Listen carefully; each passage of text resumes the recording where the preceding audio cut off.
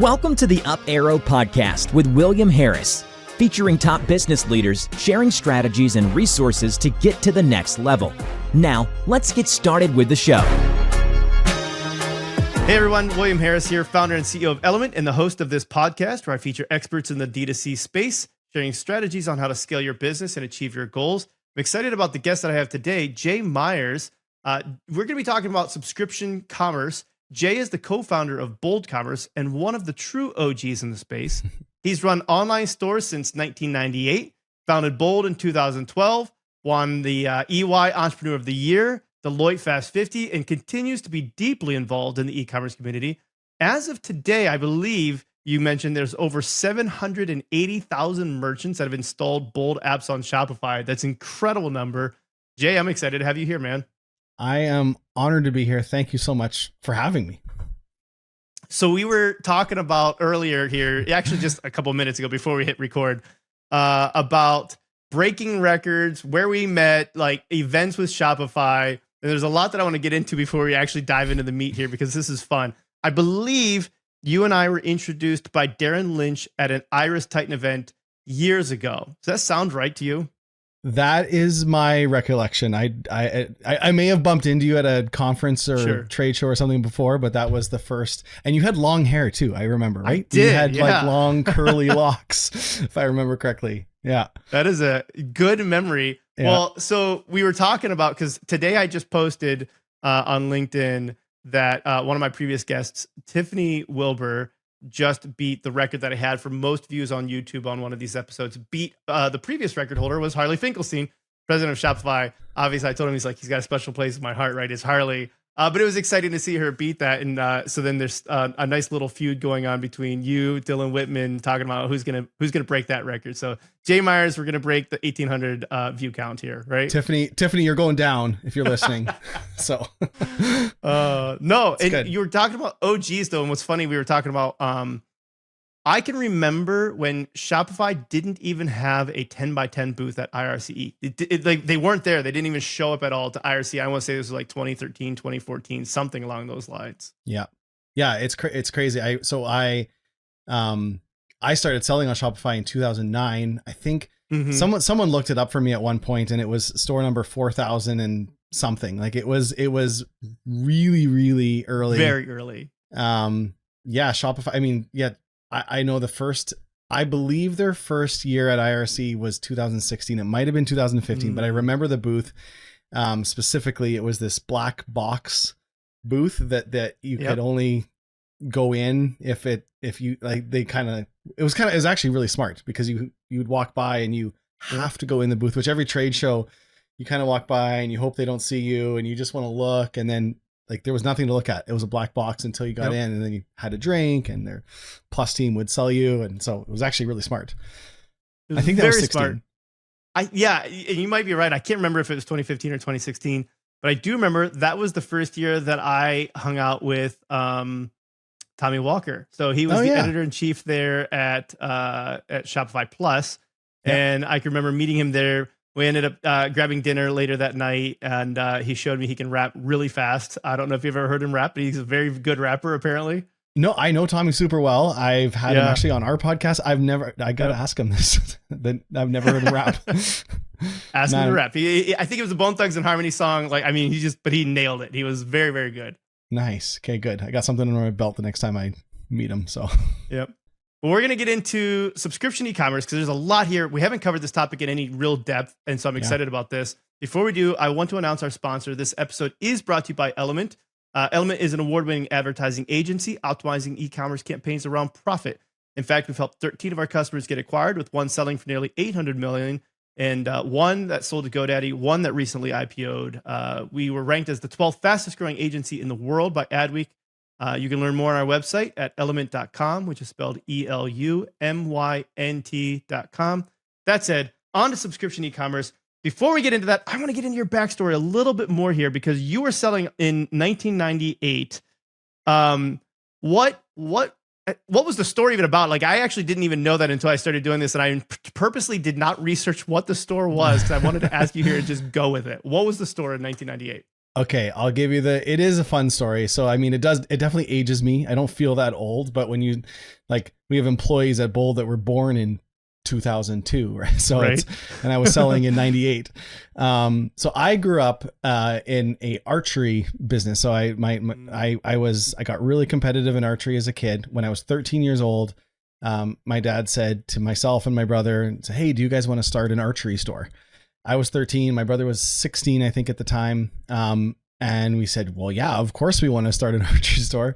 And so my dad remortgaged his house, and there was an archery business that was actually going out of business. And so we bought all their inventory, their counters, like literally everything, and started another archery store. And it was kind of like a bowling alley. Like there's a pro shop and then there's lanes. So there was 24 lanes. People would come and shoot, and we would give lessons, but then you could also buy all your gear and stuff there as well too. Leagues, birthday parties, all that kind of stuff. So in 98, I started experimenting with, it was the first site I built was using Microsoft Front Page, and there actually wasn't even a checkout. I don't know. So if anyone listening knows Microsoft Front Page, there was this, it was all just built in HTML. I would build a page and then copy the page and then change the images and description and then copy the page again and build the navigation. So like for every single product on the store, I was replicating these pages. I remember I was, so not everyone had a cell phone in 1998. Today, everyone has a cell phone, but I was 18 years old. And that was my reason I got my first cell phone. I said, Dad, I need a cell phone because I might get an order. So, and back then it was like very hard to get a cell phone. I remember my dad like co-signed to get the contract for the cell phone. So I got a cell phone, of course, no orders. 6 months went by, and I will never forget. I was at my friend's house. We were sitting around his kitchen, and the cell phone rang, and someone said, "Hi, I want to order a bow." And a bow was like $300 or $400. I'm like, "Oh yeah, okay." So I grabbed a napkin and a pen, and I took down the credit card number, which is probably not super secure, but it's okay. I got the address, everything, and that was my first order. And then, so yeah, that was 1998. And then, so it was very, very, very slow. Like there would be like a sale literally every month. Like it was very slow. But there was this one day that I know I told you a little bit about this before, but this is what kickstarted it for me. So growing up in a retail, if anyone listening runs any type of a retail store, you know that typically when you get inventory, you have typically 30 days, sometimes 60 or 90 days to pay for it. It's what's called net 30. Mm-hmm. And so you don't really need more inventory than you sell in 30 days or 60 days or whatever your terms are. So like, if you sell 3 of something every 30 days, you only need 3 in stock because you can reorder. You don't need 50 in stock. So one day I ordered, my dad put me in charge of ordering, and I ordered, it was like 10 of this particular bow because the manufacturer had like 10% off or something. And so I said, "Oh, okay, ship us 10 of them." And I remember there was like 10 on the wall, and I put them up on display, and my dad came by and he's like, "Jay, like, why do we have 10 of these bows?" I'm like, "Well, they were 10% off, like, and it was a one-time special." And he said, "Well, how many of these do we sell in a month?" And I said, "I don't know, 2 or 3, but they were 10% off." And he goes, "Do you know what I look at when I look at these bows? Do you know what I see?" And I'm like, "I don't know, bows." And he goes, "No, I see hundreds of dollars, like $100 bills stuck on the wall that I can't grab. Imagine seeing $100 bills locked that you can't grab until someone comes in and buys it." And like, that's cash flow. Like it's locked money, right? And he's like, "Why would you lock up 4 months of money for a 10% discount when we can turn that over 5 times and have the cash flow?" And I'm like, I never thought about that. And he kind of got a little bit upset because like things were tight, and he's like, "Jay, you can't make mistakes like this. Like this is not smart." And so I felt really bad.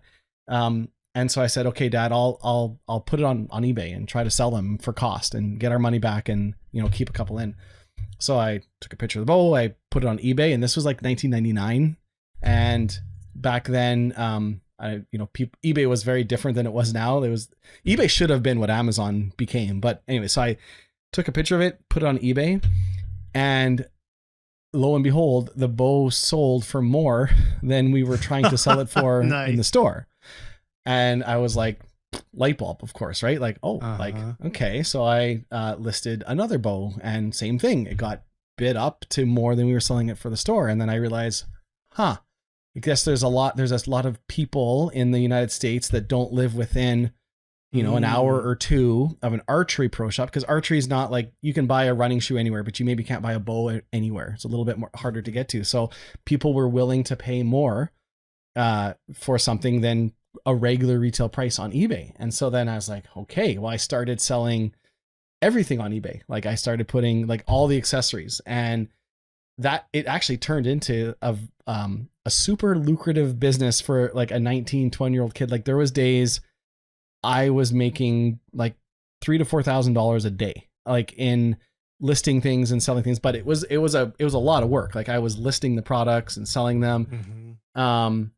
Things went really well until I had a few very large fraudulent orders, which I learned about what chargebacks are, and I learned about how even though a credit card is not reported stolen, someone can still get those card numbers and place an order on eBay, and then place 10 orders and 20 orders, and then the card holder doesn't find out until like 45 days later. So I found a lot of that out the hard way, and then I realized there was this one day that this kind of light bulb went off in my head, and I said, there's a difference between making money and building a business.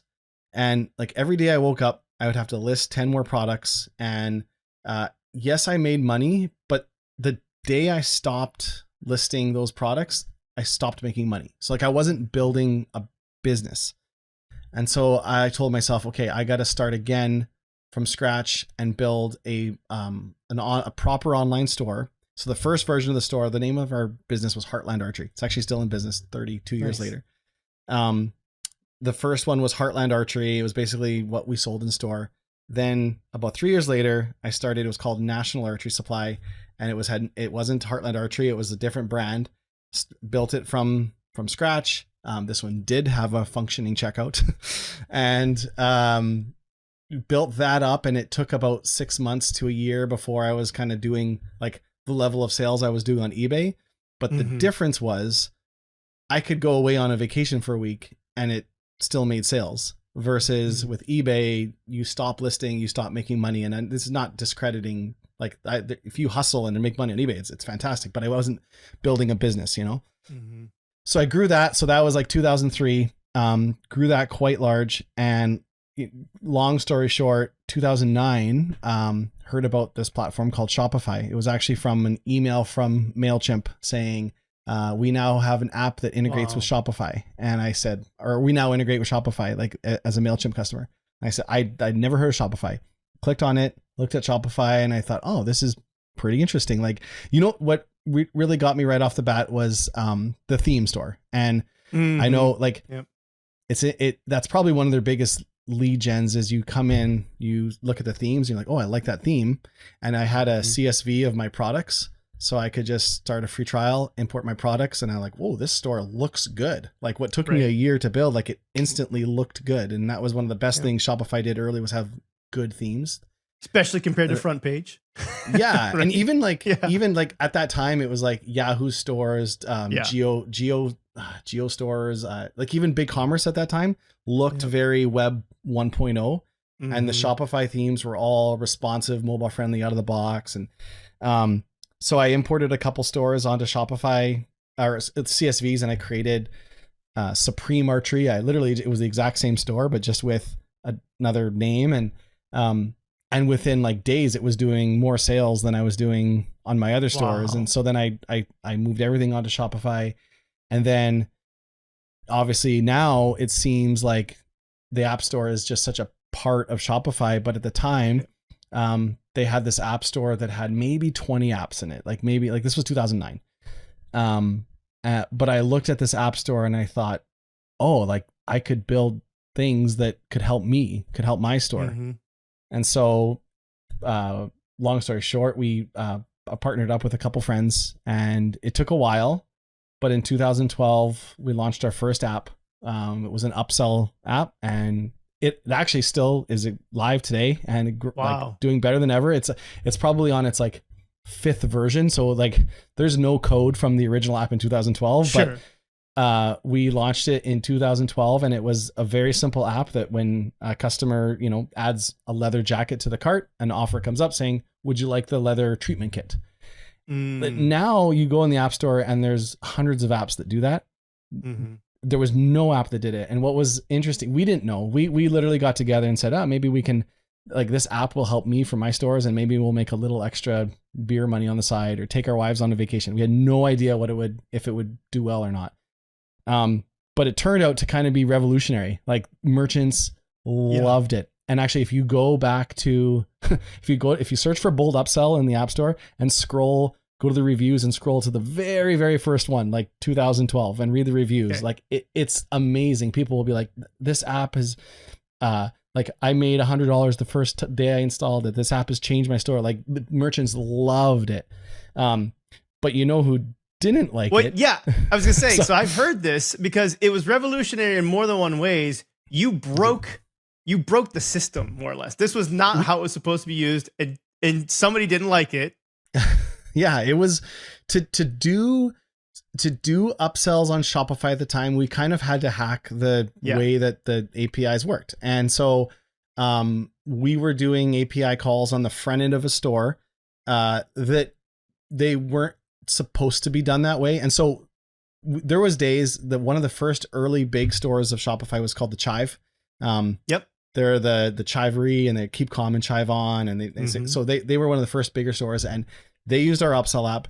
And anytime they would have a promotion and they would promote something on Instagram, and it would, the Chive's having a sale, and hundreds of thousands of people would come to their site. And every time someone would add something to cart, our upsells would fire. And I think for each time an upsell would fire, it was like 4 API calls, because we had to like check what products should be recommended, check inventory, check that it's not already in the carts, because you don't want to offer the same product they're already buying. And there's a few calls. And so then you get 100,000 people hitting the Chive at once, doing all the API calls. And at the time, Shopify had about 30,000 stores, and it would take down all of Shopify. The Chive would run a sale, and all 30,000 stores would go down, like literally go down. So yeah, Toby didn't like it at first, to be honest. And, but fair, of course, because it was taking down all the stores. Right. And what I was told was that, internally, about half of Shopify staff said, this is a hack to our app store. This is not how the app store was made to work. Because at the time, just for a bit of reference, every app in the app store was really like a connector app. Like, it would connect your store to UPS, connect your store to MailChimp, connect your store to accounting software. It was like connectors. It was more of an integration library. It wasn't an app store of functionality like it is today. It was like a lot of app stores are just all connectors. That's what it was. And then we built this app that lived on the front end of a store, that was designed to make stores more money. That I think it was maybe the first app that kind of was like that was designed to make a store more money, not just sync with HubSpot, sync with Zendesk, sync with MailChimp, sync with QuickBooks. And so I was told that, about internally they had a meeting, and about half the staff said, no, this is no good. This is not what the App Store was designed to do. It's taking down. And then the other half kind of said, merchants love this. Like, it's all 5-star reviews. It's making merchants more money. So they kind of went back and forth on it. And long story short, they decided to put in some guardrails to make it work, like API throttling and some other security measures, so that an app couldn't take down the whole ecosystem. And today, when you go in the App Store, they all live on the front end, So that was how we got into the Shopify world. That was 2012. I can't imagine a world where Shopify didn't have the App Store that they have today. I mean, that is basically one of the biggest things that I think helped them sweep the floor with everybody else, was the App Store that people had access to, that you could just install. Without that, I can't even imagine where e-commerce would be. You helped make e-commerce what it is today. Well, I see. It goes both ways. So it would be very easy to say, oh, well, we pushed Shopify to be what they are, and but also I have to give huge credit to Shopify for enabling developers to do what they can do in the App Store. It's a two-way street, right? So like Apple's the same way. Like Apple, the app developers for Apple are who push the hardware to become better, and who push the SDKs and everything else to be better, because it's the app developers that need better LiDAR to be able to do room measurements, and like it's the apps pushing it, right? But then Apple meets those app developers' demands and requests. And so yes, app developers pushed Shopify, but then Shopify responded and listened. So like it goes both ways. So yes, we pushed them, arguably for sure helped, but Shopify was super responsive and amazing to work with. And so like we can't take the credit for it. So no, that's fair. But so moving from this very first app into many apps now, and like you said, it's like, over 750,000 people using the apps. The one I think that you and I are the most excited about today to chat about, that I think has gotten a little bit less attention than maybe what it deserves in e-commerce, is subscription e-commerce. So give me a quick definition of what this means to you. And then let's start digging into like the how and why of how we go about this. So subscription e-commerce it might sound very simple. Like someone might be like, oh, that's a subscribe and save app. And sure, that's one version of it. Like putting a subscribe and save option on your products. And so I will say, so we launched subscriptions for Shopify in 2014. And in 2014, if you had a subscription option on your site, you were ahead of the game. Like if you, whatever you sell, if you sell coffee and you offered coffee as a subscription, or you sell cat food or cat litter or anything else, and you offer it as a subscription, you were beating your competitors, because of course I want to subscribe to my cat litter. I don't want to, it's heavy. I don't carry it. I want to buy it every month. And if you offer it, like that's a reason I'll buy. I would say today, every cat litter company offers a subscription. Every cat food company offers it. Every coffee. It's become not convenience. It's become expected. I would say it's less of a benefit. It's more of a preference in the way people like to buy. So like, for example, I subscribe, we have a cat, and I subscribe to cat food. And if I'm buying it from, if I buy cat food from one store and they don't have a subscription, I'll just go somewhere where they do have a subscription. So it's become table stakes for me. So that's the bare level, is if you have anything that is a replenishable product and you don't have a subscription option on it, you're going to lose customers, because there's a segment that just wants to subscribe. Now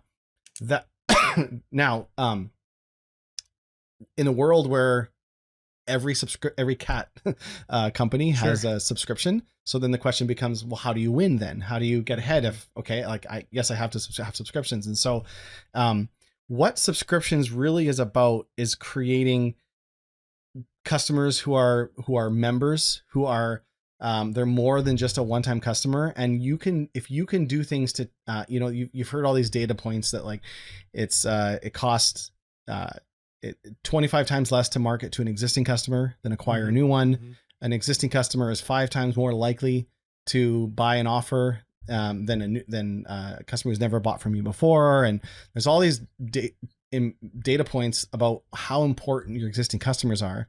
And so 100%. When you get a subscriber, you have a loyal customer who you should then be able to grow and turn into more, and have like monthly add-ons and other benefits, and they're worth a lot more if you do it right, and not just think of them as like, yeah, they're subscribing to my coffee every month. But no, they should be able to get special offers every month for upgrade, for like monthly coffee offers, join the coffee club, different, like whatever. Like there's so much more value to a subscriber than the recurring revenue. And believe me, the recurring revenue is awesome. Like high level, I love subscriptions because we have seen some of our subscription brands get acquired and get investments at multiples of top line revenue, similar to what software companies get acquired at. So like if you're a e-commerce company, so whoever's listening to this right now, and if you sell clothing,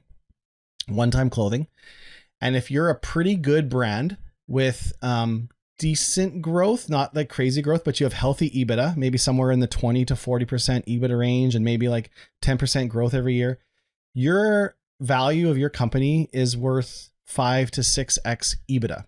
So, you do $1 million a year, you have 200,000 EBITDA, you're going to be worth like 5x that 200.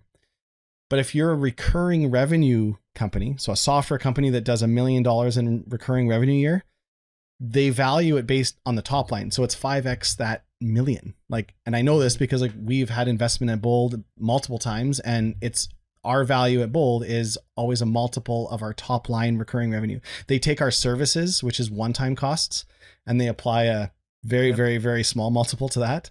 And then they say, oh, what's your recurring revenue in our apps? Oh, here's the multiple on that. And so we've seen a lot of our subscription e-commerce brands getting valuations the same as software recurring revenue companies. And so the effect that recurring revenue has on the value of your business is incredible. It's absolutely incredible. And it allows you to raise more money if you're trying to grow it. And of course, all the other side benefits, like the predictable revenue every month, managing inventory, upcoming forecasting, or like all of that's amazing. But the value that, when I see someone, I've been through it. I've started multiple e-commerce businesses. Some have failed. I've sold some. I know how hard it is. And if you could do for the same amount of work, I could create an e-commerce business worth 500,000, or I could create an e-commerce business worth 5 million. And the only difference is one has recurring revenue and one has fixed one-time orders, roughly doing the same top line revenue. It's just make your time worth it. Right. So that's why I personally love it so much, is I've seen it, the effect it has on brands, and I know how hard merchants work. So I want to dig into this a little bit more before we dig into optimizing. Like you said, in some ways, this has become almost a requirement in certain segments or niches. But let's talk about the ones that this works for or doesn't work for. You brought up clothing, apparel. I mean, to a point, I suppose you can have subscription businesses for that too. But who do you see this working especially well for, and what type of brands do you see this just not working as well for, or they got to get creative with how they're going to do it? Yeah, so there's an interesting SUBTA, which is the Subscription Trade Association. They put on Sub Summit every year. Mm-hmm. They did an interesting report with Gartner, and the one thing that really stood out was that by the end of 2024, based off of like trends, and this was actually a couple years ago, that 75% of D2C, direct to consumer e-commerce brands will have a recurring revenue component to their business. Now, that doesn't necessarily mean they're going to have a replenishable product every month, but it will be either membership. It'll be, clothing. There's a lot of different ways you can capture recurring revenue. Like Fabletics doesn't really. Actually, I was talking to the guy, the CTO who rolled it out. It was accidental. Fabletics, for those who don't know, yeah. So they have a Fabletics is kind of like a blend between like Nike and Lululemon. It's kind of like athletic gear, and I don't know, this was like 8 years ago. They had a major inventory problem. Apparently they had to like switch manufacturers, and they were going to go months without inventory. And so what they decided to do was they said, well, let's sell credit. So let's let people pay $50 and get a $75 credit. And so at least we don't like lose these customers. And anyway, so what they ended up doing was they turned that into a monthly thing where you can pay $50 a month, but get, I don't know what the exact numbers are, but you pay like $50 a month and you get a $70 credit, or you pay $100 a month and you get a $150 credit, use it or lose it kind of thing. So then they realized that, oh, wow, this has a huge effect on the buying behavior of a customer. So if you have $100 and if you don't use it, if you don't use it, you lose it. It's going to make you the effect that has. You're not going to go shop at Nike because you've got a credit at Fabletics. You're going to use it. I'm getting a deal because I'm paying $50 for $75. Like the effect that has versus what Nike is like, well, here's a coupon for 20% off. But like I always like tell my wife, like, just because it's a coupon, you're not making. She's like, well, I made money because I used a coupon. Or like 10% off 10 bows. It's still right. Yeah, so, right. So, but the effect of sunk cost has a huge buying behavior where like, oh, if I don't use it, I lose it. I'll even like find people like, hey, I don't need anything this month. Do you need anything? So, that's one method, like having some type of a credit issuance every month. There are a lot of clothing brands that actually do full on clothing clubs, like t-shirts of the months and different things like that. That works in some lines. And then there's also just membership. Like, so think about like Restoration Hardware. Lululemon is actually doing this now. REI, brands that don't necessarily have like, I don't need a pair of joggers every month, but I will pay. So, Lululemon tested this out. What they did was, so a pair of Lululemon joggers was like $125. When you went, it was about $100. And when you went to buy it, they said, get a Lulu membership for $125, and it includes the joggers. And so now you pay, I can't remember the exact numbers, but it was like $125. I think it was quarterly, but that gave you 10% off Lululemon gear. When there was new products that came out, you get access to them ahead of time. Lululemon has events. They would do like jogs and yoga and then as a member, you could go to them. There was a whole bunch of other benefits you would get, but there was no actual products shipped every month. It was just a recurring revenue for a membership. And Restoration Hardware is a super interesting company to study. I follow them closely. They launched in 2016. They launched their. Are you familiar with Restoration Hardware? Mm-hmm. Yeah. So they they're amazing stuff. Super expensive, but very. But if you pay for their $125 a year membership, I think they just raised it to $140. You get 20% off everything. You get free design consultation. You get a number of other benefits. They launched it in 2016. They were one of the first like pioneers of this concept of membership. And they're a publicly traded company, so they've been very open with their numbers.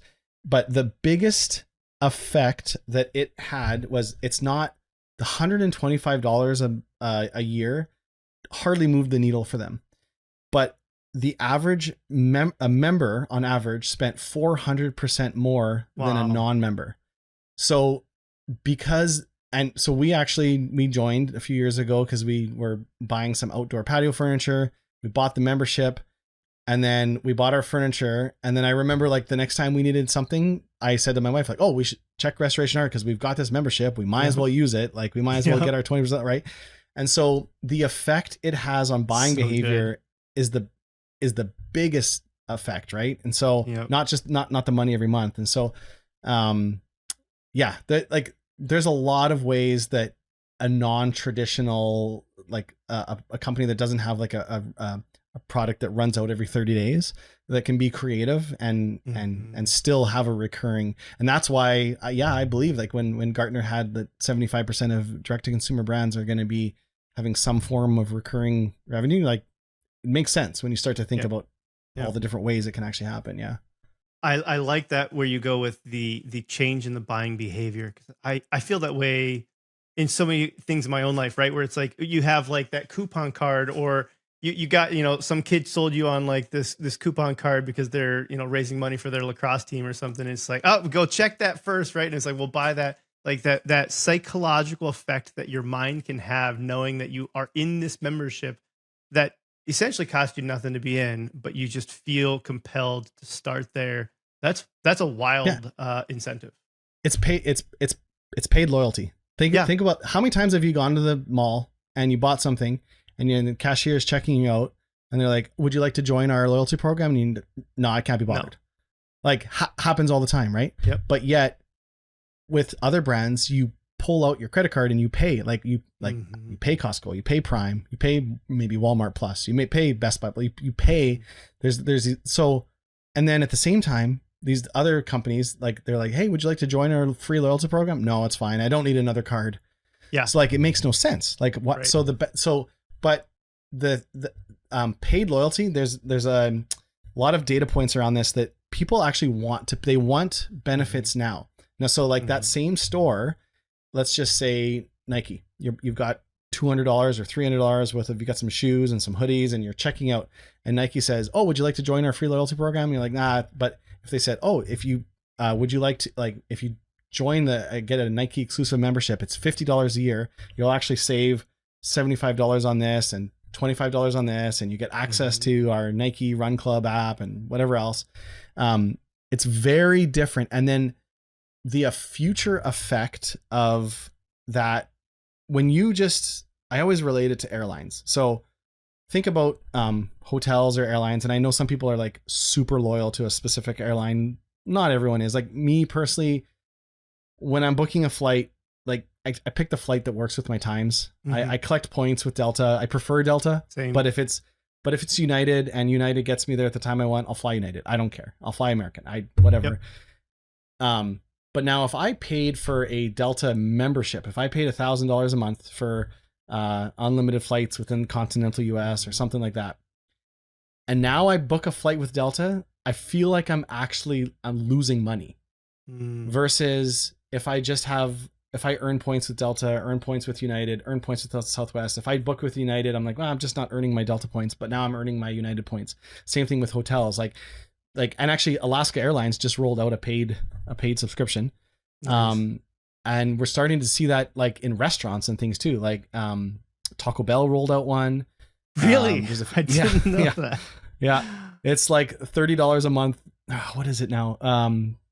It's something that you get like one taco meal a day kind of thing. And they do the math, and like the average person spends X amount more and brings people and whatever. But, the effect that paid loyalty has on buying behavior versus potential of future earnings, it's a drastically different effect on buying behavior. So, well, and I like the longevity of this as well. To your point, once you do have that membership set up, you really have to think a lot more about eventually switching that to something else. Let's even say, Restoration Hardware. If you decided you want to get some other furniture, you like this couch at another place, you're like, man, but do I want to like give up on like this thing that I've worked and built now for the last 5 years? Like there's almost like this loyalty now that is just there, that I can see where that would get harder to break away from as well. Yeah. Not even just the immediate benefits. Yeah. What about, and then, go ahead. Well, I was just going to say like, and then, I don't want to exclude like the legitimate companies that have replenishable products. Like totally. That is a big, if you're thinking about product creation right now or what your lineups can be, I kind of shave. So if you're watching the video, you can see I've got like kind of, oh, you do too, right? So like we use the beard trimmers. Yep. I bought a beard trimmer like 15 years ago. I use the same beard trimmer. I've used it my whole life. Yep. I went to buy a beard trimmer a couple months ago. I bought it through Manscaped. And so I bought the beard trimmer. I actually didn't even know I was subscribing. They were kind of sneaky about how it came. But anyways, I bought the trimmer for like $129, bought it. And then 3 months later, I got a fresh, they called it it was called like a hygiene refresh kit or something like that. Like it was new blades, fresh oil and a thing. And so what I didn't notice is actually when I bought it, there was a checkbox that said, refresh my trimmer every 3 months or something like that. So how they did it was kind of sneaky, but the concept I think is super smart. Is like a beard trimmer you would never think of that being a subscription product. But when you start to think about it, like what could be a subscription, what component of it could be a subscription, so there's a lot of brands right now thinking about like their product lines for the next year and what they can sell. And if there's anything that's replenishable or wears out or even doesn't wear out, like we see some of our brands that do like iPhone case of the month. iPhone cases don't wear out, but people just want a new one that change it up. Yeah. So we had a coffee company that did this, and I don't remember the exact numbers, so I'm going to make them up. Let's say, 1% of their customers subscribed.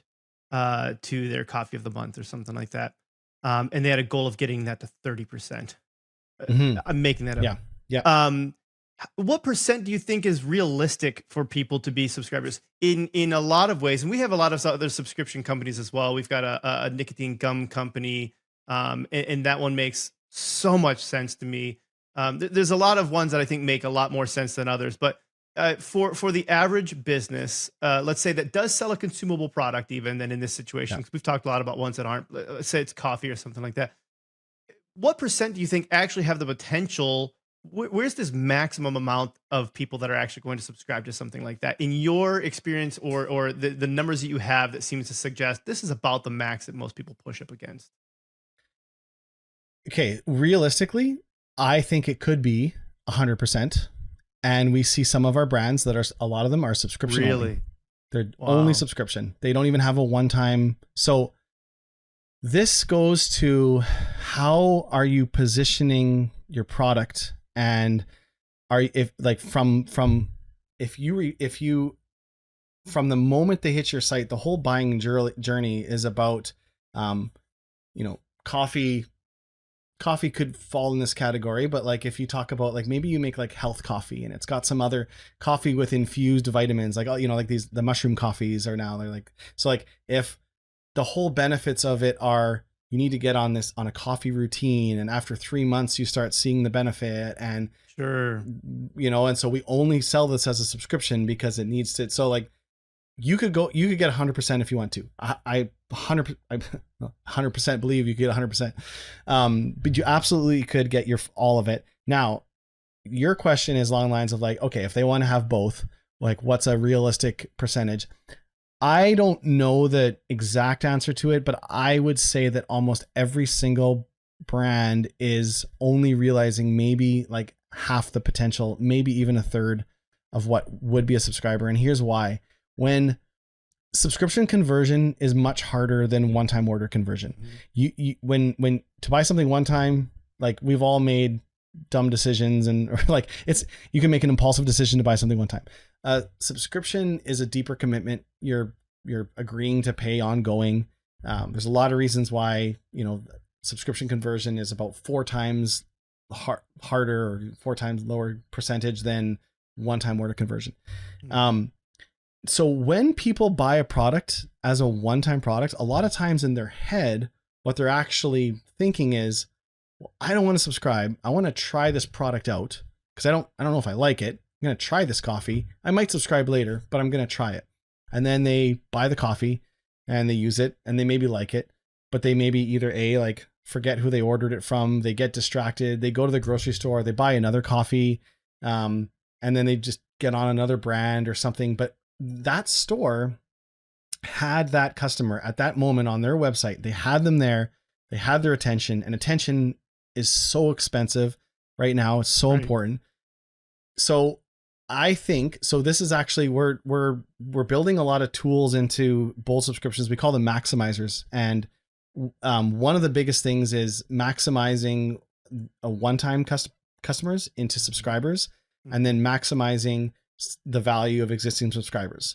So one-time customers and subscribers, there's a lot of ways you can do this. And of course I'm a proponent of Bold, but you could probably do this with others, but we have really neat tools baked into the software that does this. But so when you're a subscription company, so the average LTV of a subscriber is 178% more than a one-time customer. For a lot of our brands, it's 400 or 500% more. So a subscriber is worth more. You can spend more to acquire them. You can spend more to service them. You can spend more to everything about them because they're worth more. But the problem is a lot of brands install a subscription app. They slap on a subscribe and save option, which I say is like just slap it on. But their metrics and the way they think about customers is all still from a one-time order kind of perspective. And they look at their customer acquisition cost on LinkedIn and how much it acquires to get them. But if you know that a subscriber is worth 400% more, you can spend a lot more. And so where I'm going with this is I'm a big proponent of giving the first month free. And think about, so that coffee, the reason why, if that coffee was first month, like free plus shipping for the first month, or even like maybe make a trial size or something. So free plus shipping or trial size plus shipping. And then if they don't cancel it on month 2, it switches to a regular subscription at 20% off because it's subscribe and save, but it's like no strings attached. Try it free for a month, pay shipping. A lot of e-commerce brands will be like, well, I can't give my coffee away for free. I'm like, well, you're getting a customer that's worth 400 or 500% more. Sure. You're willing to pay Instagram $45 per acquired customer, but you won't give away a $7 bag of coffee like that, maybe even less than $7. So, with subscriptions, I think it's really important to think about using the initial product as your acquisition tactic, because when a customer is subscribing, they really are trying the product. They're not even sure. And so we have this tool built in. We call it convertible subscriptions, and it basically just converts the product from on month 1 to a different product month 2. So you can do completely free, or you can do like $5 plus shipping and then convert. And we've seen that massively increase conversion. And so if all you do is you have a one-time product and you put on a subscribe and save with no real benefit, yeah, it's going to be low. It's going to be like 2 to 5%. But if you have the whole funnel lead towards it and you have a really compelling offer to try before you buy, and that, just for the record, like that's historically been very hard to do with physical goods subscriptions. But sure. Can you think of software that doesn't have a free trial? No, that's almost ubiquitous there. Right. But can you think of a physical goods subscription that has a free trial? There are a couple. We have some, but yes, there's some. There's not rare. A lot, right? Yeah, and it's because it's hard to do. Most apps don't have a mechanism to do it. But customers want it. Everyone wants to try, right? And so, I think you can probably get it. Again, back to your original question, I don't know what the number is, 30%, 40%, but I know that every single store right now is only probably at like 1/4 of what it could be. Sure. Because they think about it from like, oh, I'll just put on a subscribe and save 10% if you subscribe. And that works for a very small percentage. So I think of subscribers, I think of people being, they're either subscribers or they're not for the most part. Now there's blending that. It's like, I'm willing to subscribe to some things and not to other things, but I think there are certain people who are much higher likelihood of subscribers. And I say that because there's 2 things that I'm thinking about with that. One is, if we look at this from the metrics perspective, when we're running this, especially from a growth perspective, we like to separate those out as different cohorts of people entirely as much as we can. To your point, once somebody makes a first purchase, if they didn't originally subscribe right then and there, then we want a path for them to either subscribe or a path for them to really be back into repeat purchasing. For the same reason that I think of some people go down the management path and some people are just excellent executors. And it's like, well, I think Shopify did this recently where they created a separate path. And I think that's really smart to have a separate path for the people who aren't subscribers. But when we're looking at the rest of the metrics, like to look at, to your point, what's the CAC? What's the LTV? What's the difference in the CAC to LTV for people who just are buyers and they'll come back and they'll buy infrequently and whatever that looks like, but they are buyers and they just purchase that way, versus subscribers? And what's the months to break even too? And to your point, where if your month to break even is 8 months, sure, you can afford it, but cash flow wise, you might not be able to afford that. And so you have to look at those numbers to be able to figure out what makes sense for your business on your subscription route for where you go with this. But I think it's important to call out that we look at those as separate paths, separate things. Yeah. They have the potential to merge, but let's look at these separately, because your LTV, a lot of times people are looking at LTV across the board and they're not segmenting that out. And they're assuming that LTV that they have is the LTV for all customers. And it's like, that's the LTV when you include subscriptions. What happens when you take that out? You might have some higher, lower. There's a lot of different ways that could go, but you need to look at those separately. 100%. Yes. It's different for every store. I mean, we see on average, it's a roughly 3 recurrences is a typical break-even point. So they're not making money on the first one, second one, third. On average across, I mean, some of our brands are just killing it, and their retention is in like the multi years, but like on average, it's around 8 months is an average e-commerce subscription length. Some brands are really bad, and they get 2 to 3 months to cancel. Some of them are amazing. So a lot of that depends. I'm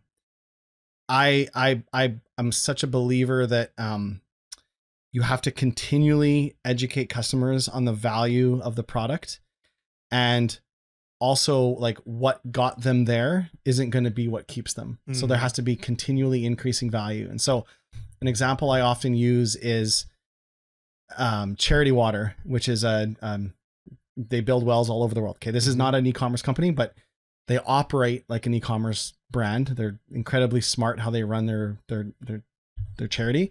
And so I donate to them. And I remember when I signed up. So if you go to Charity Water on their site, they talk all about the wells that they build and how every well gets how many thousands of people clean water.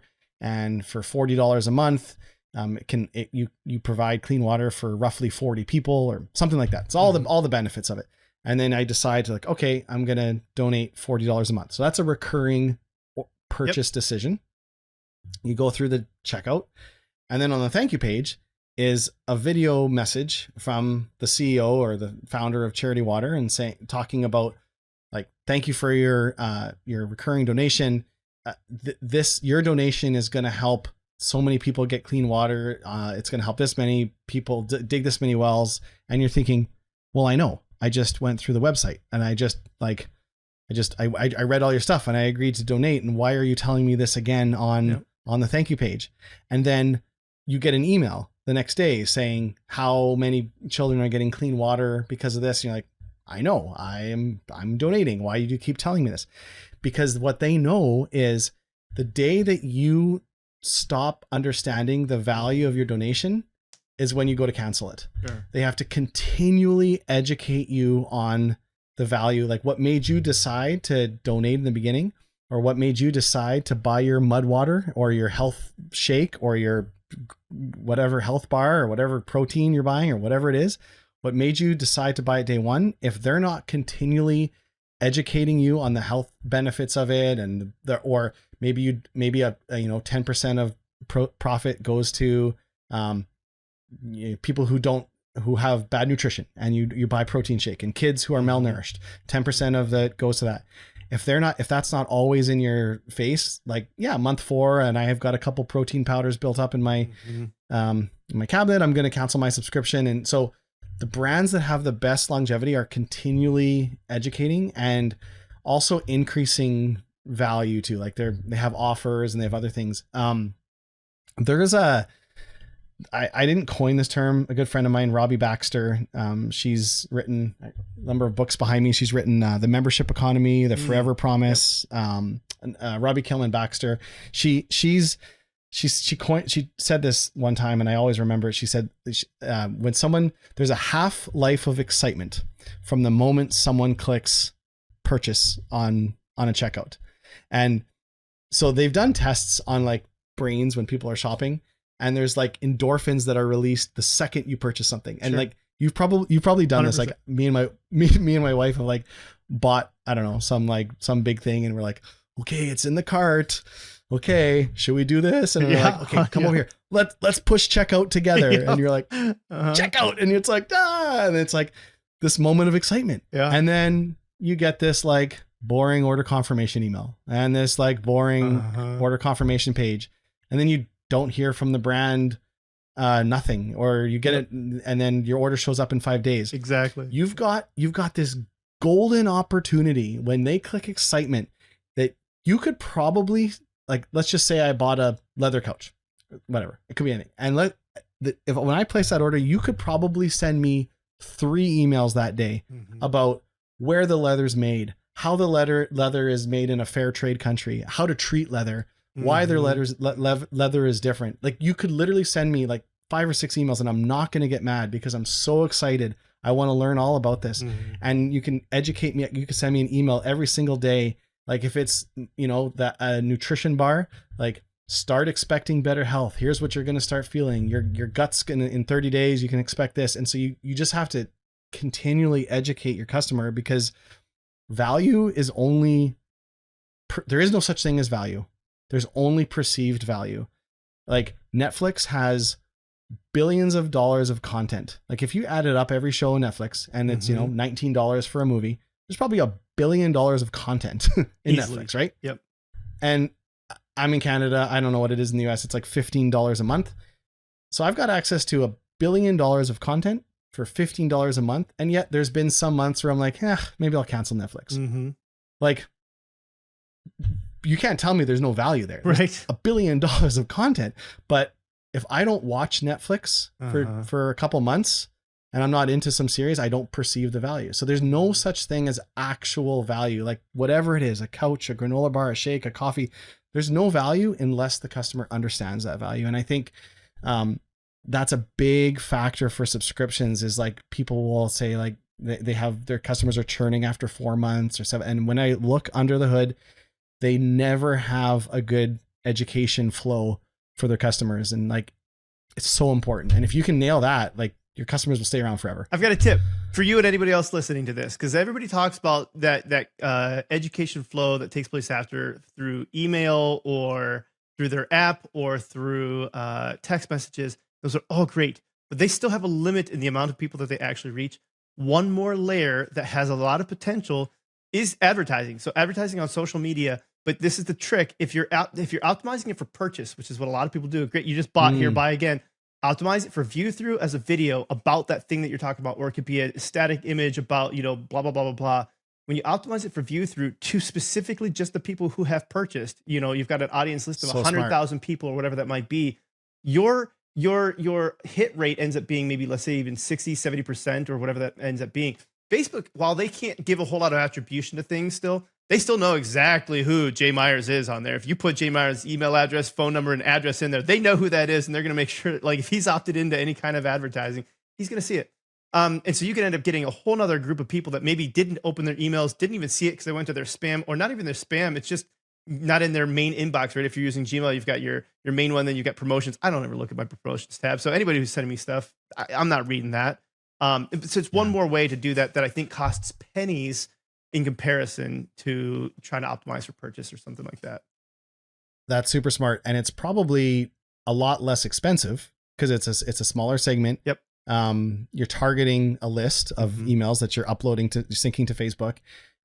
And you're, I always say, like, when you get a customer, your job is to first, it's actually not a customer, it's a lead. First, you have a lead. You have someone who's interested in your product. When someone subscribes, you don't actually have a customer yet until they're around for like month 3 or 4. Like they're still like, okay, I'll try it out. I'll try this salad subscription. I'll try this, whatever. Your first job is to turn them into a customer, and then it's to turn them into an advocate. And the healthiest subscription companies that grow the best, they have the highest referral rates from customers. But what those customers need is they need the content. They need to see what, like, these testimonials. And you're right, like, even though you just bought it, they need to see other people using it. And that's a great, super good tip. It makes such a big difference. So I want to dig into who is Jay Myers. Before I do, I told you there were 2 reasons why I think of people being subscribers that I wanted to talk about. This is an idea that you and I haven't talked about this before, and I admit that I haven't dug deep enough into Bold subscriptions to know whether you do this or not. But knowing that there are some people who are subscribers and some people who aren't, just like there are some people who are coupon users and will buy it simply because it's on sale, not because they need it or not. Do you guys have a subscription marketplace where you're like, hey, here's a whole bunch of other brands that offer subscriptions in case you're interested in subscribing to something else that you didn't even know that you wanted, but there's subscriptions available to you? We don't. But that is an interesting concept. There are some subscription. There's one called like My Subscription Addiction. There's others that like a lot of our brands list their subscriptions on them. Yep. And you're right.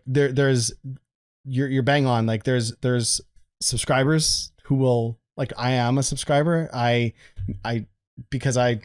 If there's a subscription option, I'll almost always subscribe if I can. A, because I like to see the flows on things, but I also B, like, convenience. And so we don't, but I think this is relevant on this topic. One thing that we've seen a lot of our brands do successful is partner with other subscriptions to get in their box with some type of an offer. So if you have, let's say, a sock subscription and you've got 10,000 subscribers, and I have I don't know, could be anything. Could be cat litter. Sure. Could be mud water. Could be a health Let's bar. stick with cat could litter. be anything. That's fun. So with cat litter, sure. I don't know what percentage of the population has cats. Let's say 50%. So I would come to you and I would say, Will, I'd love to put an offer in your box for a month free or two months free of cat litter subscription. Can I put an offer in your box? And you might just say yes because, wow, that's an awesome offer, and I would love to give my subscribers that offer. And a lot of our subscription brands actually do this. They say that, like, as part of your membership, each month you will get exclusive partner offers that are only available to our subscribers.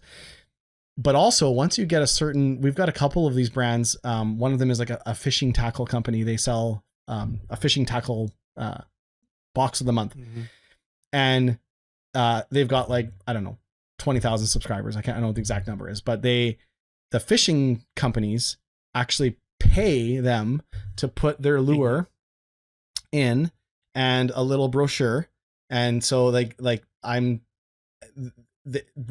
one of them actually all of the lures in the tackle box is actually completely covered by the fishing companies. So they don't actually pay for any of the lures.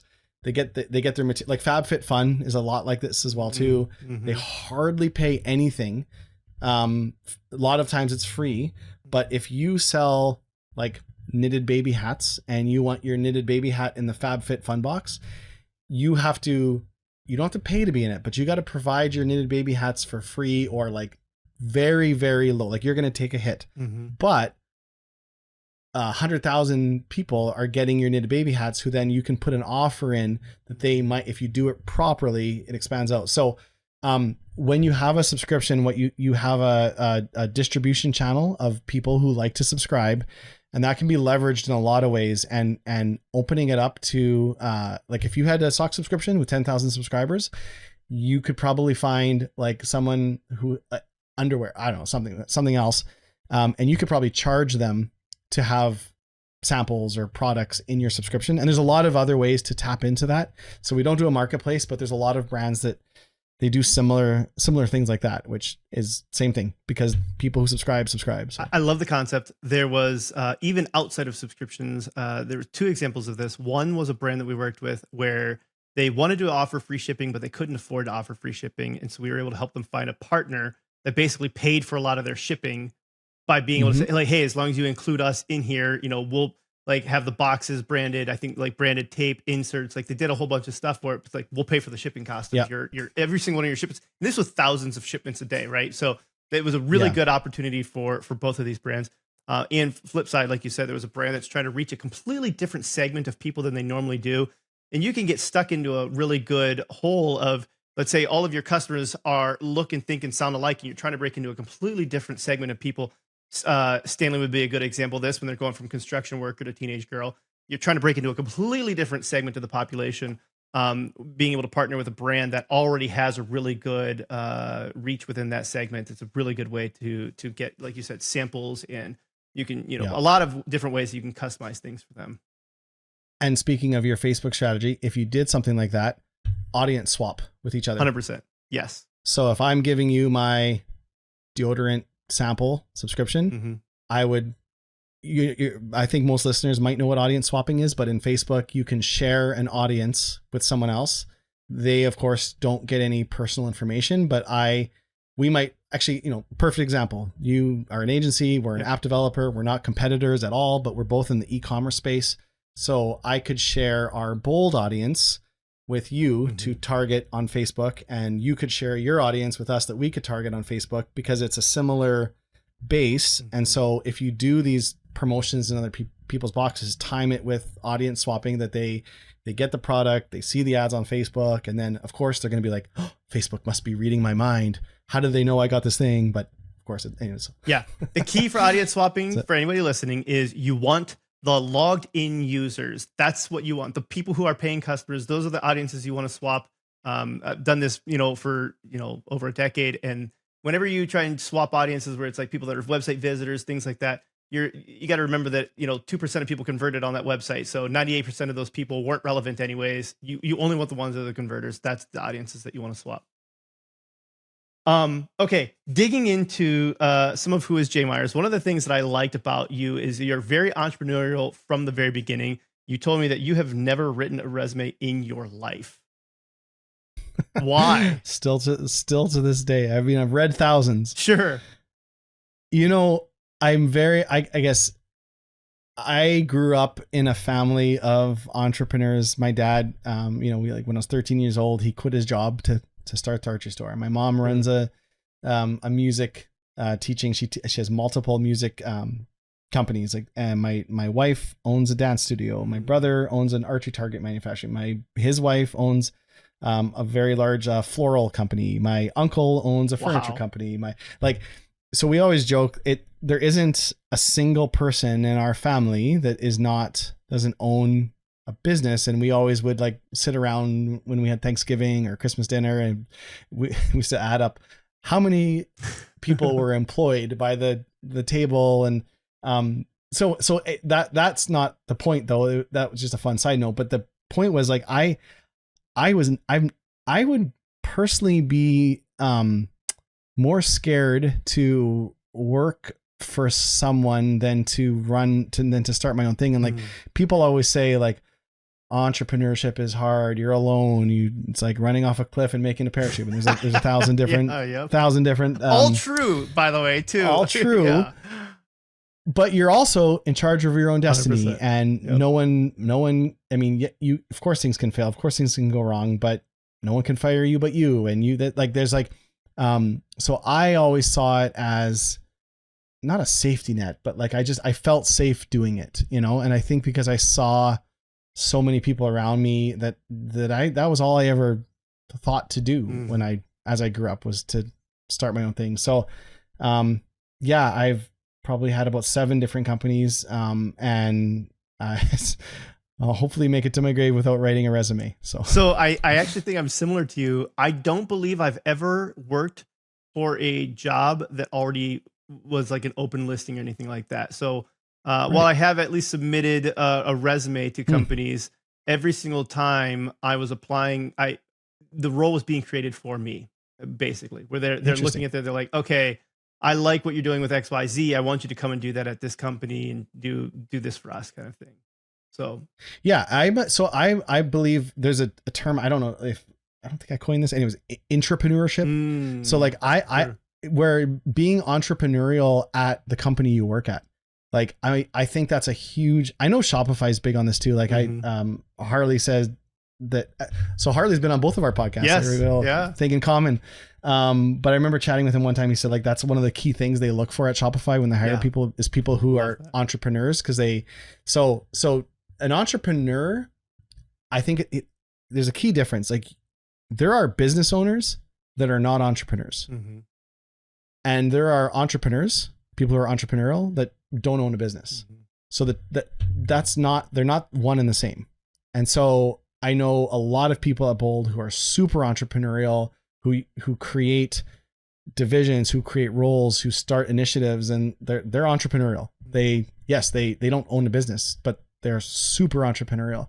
And then I know a lot of people who own a business and they are not entrepreneurial at all. They are stuck in their ways. They won't change a thing. Yep. They're slowly dying a slow business death. So yes, I think you don't have to. It's not business ownership that is entrepreneurial. It's a mindset. Yeah. When we talk about what makes someone successful, which is one of the things that I like talking about a lot, characteristics, etc. And usually it goes down a path of some type of characteristic. The thing that you brought up to me though was timing, and I liked that.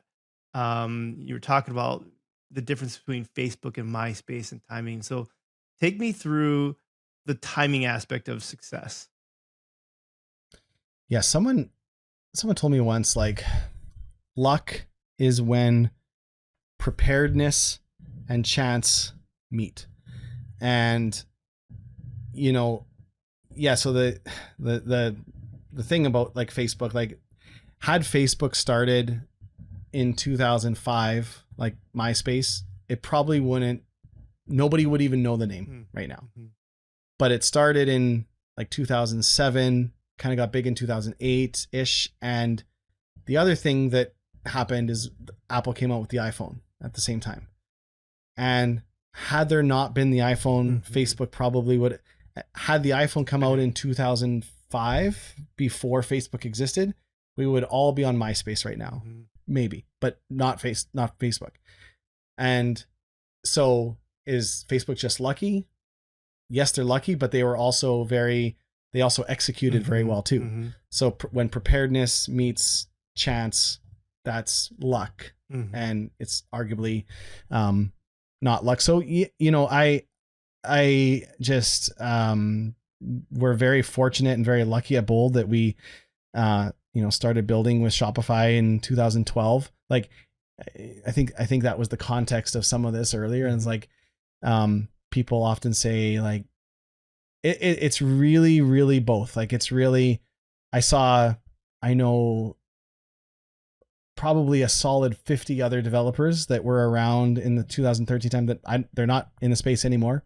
So they failed. So we did a lot of things right. Sure. Where we've been in the space for 14 years now. And so like, yeah, we've done a lot of 13 years. We've done a lot of things right. Also timing was really important too. And so, just being aware of that, I think is really good. I think the other thing too is like, I say this in my head all the time. There's only solutions. I love and that. Yeah. And if you truly believe that, you will be blown away how many opportunities there actually are. And sometimes people tell me all the time that I'm too optimistic. I'm the one in the room that never sees the bad in someone else. Like, or I assume good in everyone. I like, it could be we get the worst news, and it's not necessarily that I'm like, I have my head in the sky and I'm overly optimistic and everything okay. It's just I only see solutions. Like there is only solutions. There's no like, and every single thing. And I look back at my life and like, I've had businesses completely fail. I've gotten down to, so I left out a big gap from 2003 to 2009, but in late 2006, I had one of my stores completely go out of business, basically. Long story short, like I was shipping everything up to Canada, and it's very expensive to ship stuff to Canada. You pay customs duty, brokerage, everything else. 99% of my customers were in the US. And so I was shipping everything back down to the US, like, and kind of like my biggest competitor was like Cabela's or Bass Pro. And like, those were the kind of stores that would sell similar products. So they could mark something up like 30% before I could even make a penny, because I was shipping everything up to the US. So then I ended up getting a warehouse, because Winnipeg is about, well, you're close by in Minnesota there, but we're about 45 minutes from the border.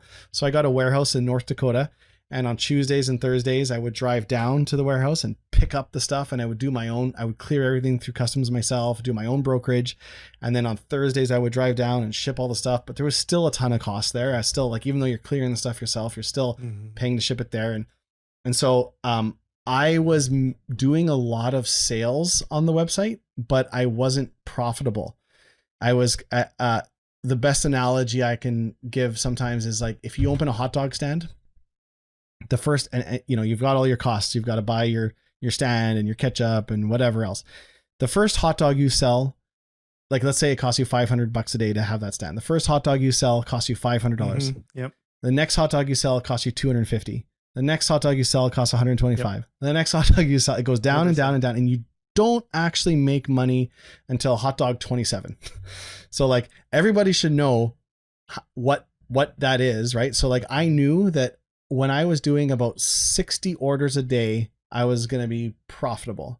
And so like, when I started, it was like 5 orders, then 10 orders, then 20 orders. And like, there'd be days that like we're doing $5,000 a day and $10,000 a day. And it's like, oh, you're making a lot of money. We're like, we're not making money. It's like that hot dog guy who's selling, 10 hot dogs a day. You didn't make money until you sell 27. So I funded a lot of it myself. I spent every last penny I had to keep it going, maxed out every credit card, maxed out every term with every vendor. And eventually I shut it. I didn't get to that 27th hot dog. Yep. And I ended up having to shut it down. And it was like hard beyond imagine. When you shut down a business, it's not just like, oh, I'll shut it down right now. It's you start, when you can't pay your bills, inventory stops coming in, customers don't get their orders, they start filing chargebacks, you lose your ability to process credit card, people start posting negative things on forums like I never got my order, and then 10 other people see that, they panic, they start filing chargebacks too. Now you can't process credit cards, then you try to get another credit card processor, and it's a really, really ugly, hard thing. And this one business that I ran, I ended up shutting it down, and I got down to a point where I had $50 to my name. I had a $50 bill, and I remember I kept that $50 bill in my wallet, and my wife's dad paid for our rent at our apartment for like a couple months, and I literally but I thought, well, okay, there's only solutions. So I during all this time, so I still have never written a resume, but there was a company that needed help with SEO work, and they said they had a posting for it, and I didn't send a resume. All I sent was screenshots of every search term. I said, this isn't a resume, but these are 37 screenshots from Google searching for a manufacturer's product. Like this is a Yeti mic. So like if you search for Yeti mic, here's my website, here's the manufacturer. Search for this backpack, here's this. And I outranked the manufacturers on every single product, and they just said, you're hired right on the spot. So I started helping this company with SEO, but at the same time, I kept asking all of the companies that I was getting product from in the States if they would drop ship directly to the customers. And this was like in 2006. They said, drop shipping, what's that? And I'm like, well, okay, I'm going to sell the products. And they said, oh wait, so you want to sell these products on your website and I ship it to the product? Like that seems like they just thought it was like some type of crazy scam that like there's no way. So they wouldn't drop ship it. 2008, when I was working for this SEO company, one of them emailed and said, okay, we'll drop ship your products now. Now we'll ship directly to the customer. And like I had shut everything down. I didn't have a way to process credit cards because they shut all the payments down. I was working at this company helping them do SEO, but this company said, well, we'll drop ship your products. So I went to my wife and I said, okay, I think I can do this again. Let's incorporate a new numbered company. She trusted me. She put it in her name so we could get a payment processor. I woke up, we didn't have kids. So I woke up every day at like 4 a.m. and I completely rebuilt it. I would go to my work at 8 o'clock and help this, do my SEO work, come home, work all night. And what I did was I was starting completely fresh, was I put it on Shopify. And so that was where I heard about Shopify, put it on that. And like, when I look back at that, that had that business never failed and had I never lost my payment process, I would have never heard about Shopify. I would have never tried another platform. Bold wouldn't exist, like 100%. And so like, there is only solutions, like even to the hardest thing. And I'm just such a firm believer that, there's mountains and valleys in life, and nothing grows at the peaks. Nothing grows at the top of a mountain. Sure. It's bare. It's empty. Yep. Stuff only grows down in the bottom. And when you're in those points in your life, like that's where you grow. And that's where the next peak will be even higher. If you grow, if you have the right mindset and look at things the right way. And so, I guess it's a long-winded answer, but it's so motivational though. Cause I think that we've all been in situations that we feel like that. I mean, really down to the last $50. I'd say to your point, timing being important, but resilience, the ability to say like, but I'm going to get back up and I'm going to do it. Like you said, like there's only solutions. And I can't tell you how many times that ends up having to be a model in my own life, because running any kind of a business, and even if you're not running a business, every day you will come up against obstacle after obstacle. And if you see them as obstacles, it can be very frustrating. But if you see them as opportunities, it completely changes the mindset and how you're able to see each thing that you're coming up against. So I love that. 100%. Yeah. I just would challenge anyone, just this life, we talked earlier about like how there is no actual true value. It's only perceived value. Mm-hmm. There are no true hurdles, or like nothing is bad or good. Like I would have said that business failing, I remember taking all the desks and counters and I had to shut it down because I couldn't pay the rent. And so I had to get out of the building, and I put it all on trailer, and we actually took it to the dump. And I remember I took a picture. I have a picture of like all the desks and like the pegboard and stuff they had like in a literal dump. And I'm like, I'm dumping my business in the dump. And I took a picture sinks. And I'm like, well, that's what I thought too. Right. But it was the best thing that ever happened, but I could have never seen that lens. And so like, if you can just see things differently and not go down a path of despair and whatever, your life will be different. I guarantee it. I have to ask you one more question. I know we're technically at time, but this is a question that's important because you ask it on your podcast all the time. What do you suck at? I do ask it all the time, man.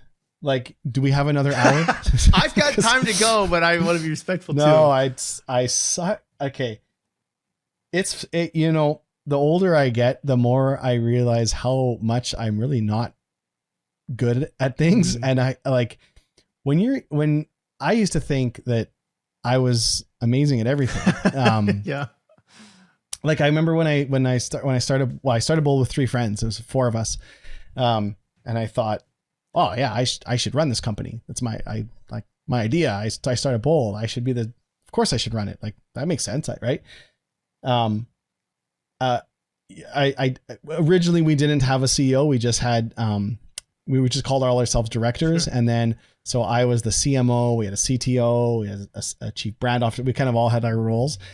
And, I remember when we kind of decided that like, okay, maybe, I'm not the best person to be the CMO. And we brought in someone who like had a ton of experience that could help us scale. And then like our CTO, one of the other founders, Eric, we thought, okay, we brought in this like senior guy from Adobe, and he came in. And I remember when I replaced myself, like it was really, really hard.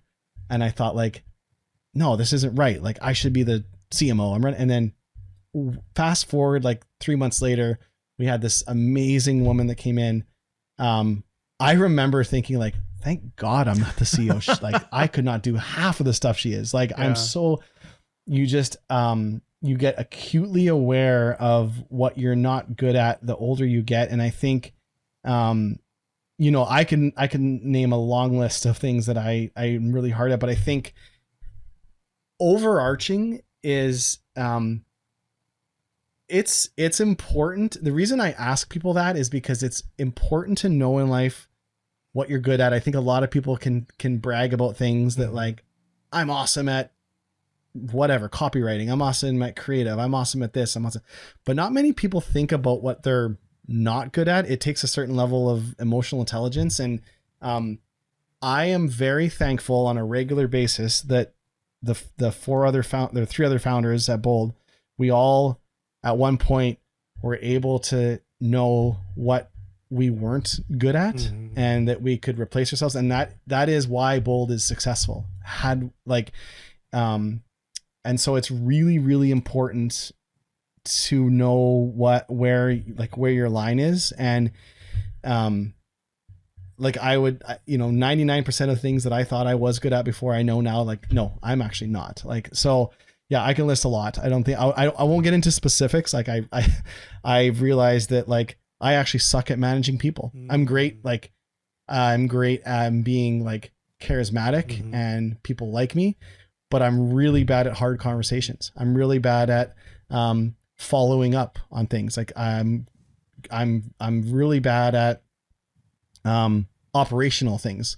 I'm good at big ideas, but really bad when it comes down to tactical things. I need someone to keep me in check. Otherwise I go off and but the point is that like, I know that now and I don't fight it and I'll bring in someone to help. Like we have like a marketing operations person that's like on top, like, Jay, you need to do this, you need this. And like, if not, I'm in a different, like my head's in a different space. And so, it's a critical thing in life to know what you aren't good at. And that's not just for business, that's for marriage and friendships and everything else too. So I have a lot, and it would be good, anyone listening to give it some thought, because it'll make you a better person. That's an important question. This has been absolutely amazing talking to you, reminiscing about the good old days and e-commerce, but going through a lot of the subscription stuff too. If people wanted to work with you, follow you, what's the best way for them to get in touch, stay in touch? Oh man. Well, it's been super fun too. It's crazy how much time has gone by and it doesn't feel like that. So that's how you know it's a good conversation. Well, for anyone who's listened and gotten this far, and you'd like to learn about boldcommerce.com is our site. I'm quite active on LinkedIn. You can usually catch me in Will's comment section on his posts. Yes, thank you for that, by the way. Yeah, no problem. And I have no issue giving out my personal email, jay@boldcommerce.com. Email me about anything. But LinkedIn, jay@boldcommerce.com is a great place to hit me up. Awesome. Well, thank you very much for sharing your time, sharing your wisdom with us today. We really appreciate it. Oh, super honored. Thank you. Thank you everyone for listening. Hopefully you have a good rest of your day. Thanks for listening to the Up Arrow podcast with William Harris. We'll see you again next time, and be sure to click subscribe to get future episodes.